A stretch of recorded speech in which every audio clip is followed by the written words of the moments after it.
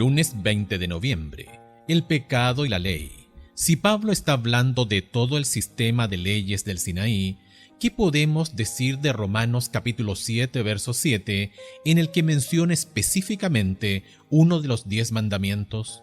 ¿No refuta la postura tomada ayer de que Pablo no estaba hablando de la abolición de los 10 mandamientos? La respuesta es no. Una vez más, debemos tener en cuenta que la palabra ley, para Pablo, es todo el sistema introducido en el Sinaí, que incluía la ley moral, entre otras.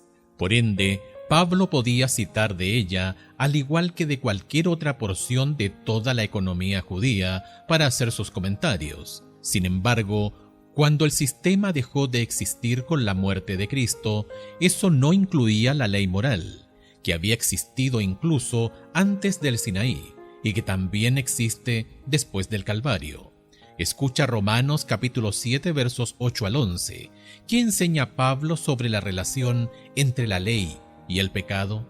Mas el pecado, tomando ocasión por el mandamiento, produjo en mí toda codicia, porque sin la ley el pecado está muerto, y yo sin la ley vivía en un tiempo.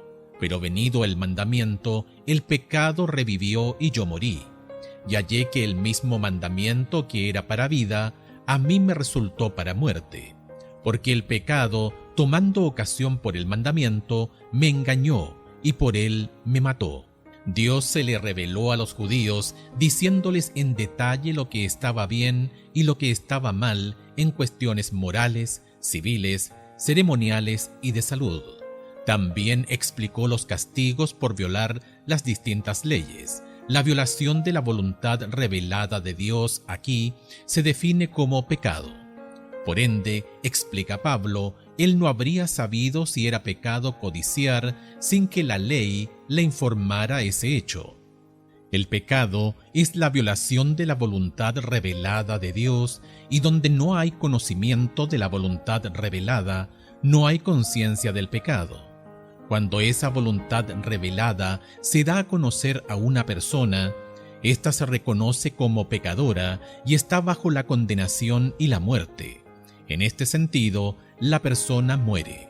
En consonancia con la argumentación de Pablo aquí y en toda esta sección, él está tratando de construir un puente para lograr que los judíos que veneran la ley vean a Cristo como el cumplimiento de esa ley.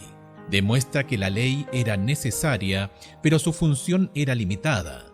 La ley estaba destinada a mostrar la necesidad de la salvación. Nunca pretendió ser el medio para obtener esa salvación. Comillas, el apóstol Pablo, al relatar sus experiencias, presenta una importante verdad acerca de la obra que debe efectuarse en la conversión. Dice, yo sin ley vivía en un tiempo. No sentía ninguna condenación, pero venido el mandamiento, cuando la ley de Dios se manifestó con fuerza en su conciencia, el pecado revivió y yo morí. Entonces se consideró pecador, condenado por la ley divina. Obsérvese que fue Pablo el que murió y no la ley. Comentarios de Elena G. de White, Comentario Bíblico Adventista, tomo 6, página 1076. ¿En qué sentido has muerto ante la ley? En ese contexto, ¿cómo puedes entender lo que Jesús ha hecho por ti al darte una nueva vida en Él?